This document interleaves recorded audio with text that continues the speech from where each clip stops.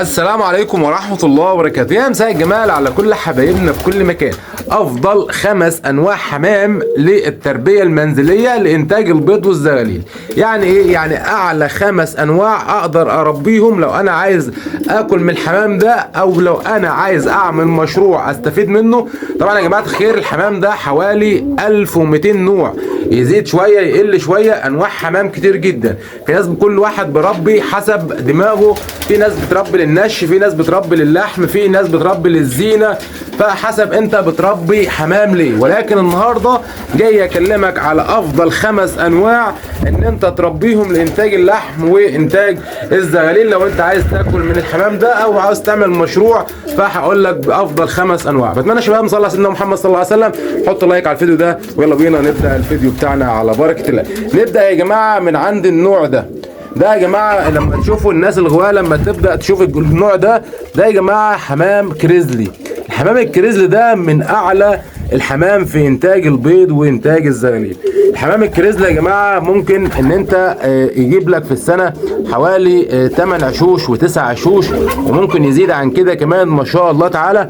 حمامه مناعتها يعني تتربى في بلكونه، تتربى في غيه، تتربى في عشه، شغاله معاك في كله، وكمان تنفع حضان الناس اللي بتربي انواع الحمام الزينه. شايفين يا جماعه ما شاء الله طول السنه على كده يا جماعه. الحمام ده كمان بيلحم العش في العش. فالحمام الكريزلي لو انت عايز نوع كويس ان انت تربيه، فيا جماعه الحمام الكريزلي افضل انواع الحمام في التربيه المنزليه. وطبعا حمامه منتجه ومناعتها عاليه جدا، تقدر تبدا بيها مشروع وتعمل مشروع بالحمام الكريزلي. زي ما قلت لك حضان قوي جدا، وده اول نوع انا يفضل لو انت عايز تربي النوع ده. تمام كده؟ طيب النوع الثاني يا جماعه وهو الحمام اللاحم الفرنساوي. طبعا في ناس حمام اللحم دلوقتي بقى غالي شويه يا جماعه على بعض المربيين، ولكن هي حمامه ما شاء الله من اعلى انواع الحمام في الانتاج، وكمان زغاليلها حجمها كبير. اللحم الفرنساوي كمان زغاليلها حجمها كبير، ولكن يعني النهارده في مبالغ في اسعارها. في ناس بتقول النهارده الجوز ب 600 جنيه و700 جنيه. حمام اللحم الفرنساوي يا جماعه عشان ما نضحكش علينا، الجوز بيتراوح من 400 جنيه ل 500 جنيه. الجوز بيتراوح، بيكون طبعا شطاره بين البائع والشاري وبيختلف من مكان لمكان، ولكن هي كحمامه حمامه منتجه وما شاء الله عليها في انتاج الزغاليل بتاعتها. حجمها كبير ومطلوبه في التسويق، وكمان تسويقها سهل جدا لو مطلوبه يا جماعه. بص فين شباب الذكر ما شاء الله تعالى. تمام كده؟ فالنوع تاني نوع معانا وهو الحمام اللاحم الفرنسي. طيب النوع يا جماعه اللي بعد كده اللي انا يعني بفضل دايما ما ينفعش غيه ما يكونش فيها نوع الحمام ده، طبعا هو الحمام الزاجل. الحمام الزاجل يا جماعه ده يعني شغال معاك كله في كله، شغال معاك حضان، شغال معاك لحمه شهي جدا. من افضل الانواع اللي انت ممكن تربيها في المنزل طبعا الحمام الزاجل. حمامه برضه ينفع للتسويق وتسويقها سهل جدا. هات في منه الشعبي وفي منه الحاجات العاليه. فانت بتجيب منه الشعبي، الجوز منه يعمل حوالي 250 جنيه 300 جنيه بالنسبه للحمام الزاجل الشعبي. طبعا يا جماعه يعني كل حاجه يعني حسب ما انت عايز. في جوز زاجل موصل 10000 جنيه وممكن اعلى، وفي جوز زاجل ب 200 300 جنيه. تمام كده؟ ولكن هي حمامه تتربى في البيت لغرض اللحم وانتاج الزغاليل. حمامه منتجه يا جماعه ومناعتها عاليه جدا، تتربى برضو في اي مكان. عايز برضو ان انت تربيها لدماغك وان انت تسابق بيها، ممكن تجيب حاجه عاليه. فهنا برضو النوع ده يا جماعه يفضل، بنصح دايما المربين ان انت تربي الحمام الزاجل. تمام كده؟ طيب الحمام اللي بعد كده يا جماعه وهو الحمام البلدي. وهنقف هنا لحظه بس عند الحمام البلدي يا جماعه. الحمام البلدي بيجي باشكال كتير جدا. يعني انت تصدق ان الحمامه ديت حمام بلدي؟ ايوه حمام بلدي. حمامه لها شروال ولها برنيطه وحمامه يعني مرسومه ما شاء الله. ايوه ده حمام بلدي يا جماعه. الحمام البلدي بيجي باشكال كتير جدا. هنا يا جماعه الحمام البلدي وحمامه منتجه، يعني هي اعلى يعني هي بعد اللحم الفرنساوي في الانتاج. الحمام البلدي من اعلى انواع الحمام في الانتاج. ده يا جماعه محضن تحته ما شاء الله، ده بيض جاي من الاردن على فكره. البيض اللي تحته ده جاي من الاردن محضن تحت. الحمام البلدي حنين جدا، ينفع للاكل وبيطلع زغاليل ما شاء الله تعالى. في السنه يا جماعه بيوصل حوالي 9 عشوش وممكن 10 عشوش وممكن بيكون بيلحم العش زيه زي اللحم الفرنساوي. ده بالنسبه للحمام البلدي، حمامه منتجه ما شاء الله. شايفين يا شباب ما شاء الله، الله يبارك يا رب. لا والله العظيم لسه شايف الزغاليل دي النهارده لسه خارجه من البيض.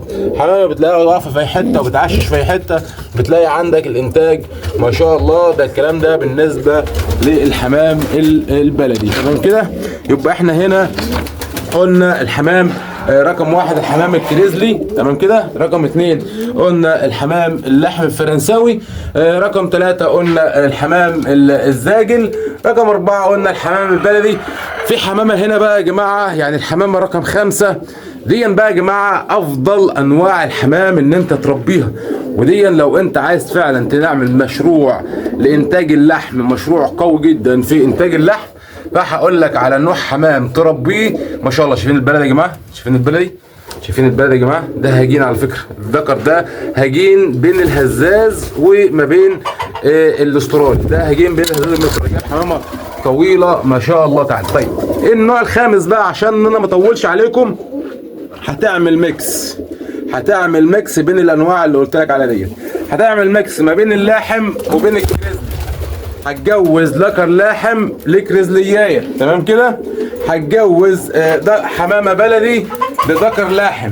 هتجوز ذكر لاحم لحمامه زاجل لفرد زاجل.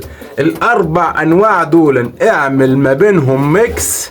يعني زي ما قلت لك هات ذكر لحم فرنساوي هو جوزه مثلا اللي انتهى بلد زي كده، هتتفرج على الزغاليل بتاعته هتلاقي الزغاليل احجام كبيره ما شاء الله تعالى.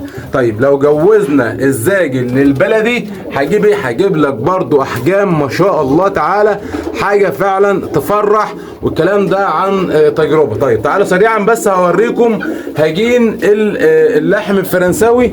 هجين اللحم الفرنساوي مع ايه؟ مع الكركنداي، مع الكركندي. تمام كده. فين الكركندي اهو يا شباب؟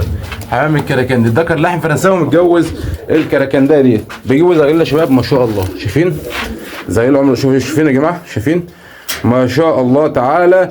ليه؟ لان الحاجه اللي فيها دم لحم بيكون حجم وصحه، وكمان بتكون منتجه فيما بعد في التربيه، بتكون حاجه منتجه. ده الزغلول ده مع عمر اسبوع ما شاء الله. شايفين يا جماعه خير ما شاء الله على الجمال. ده نتائج التهجينات اللي احنا بنعملها مع الحمام. فالنوع الهجين يا جماعه يفضل دايما بنصح بيه الناس ان انت تهجن الانواع دي في بعضها، هتاخد منها انتاج وهتاخد منها خير ورزق كتير ان شاء الله تعالى. الكريزلي يا جماعه هو حمامه ما شاء الله. شايفين الزغاليل بتاعتها؟ شايف الزغلول عامل ازاي؟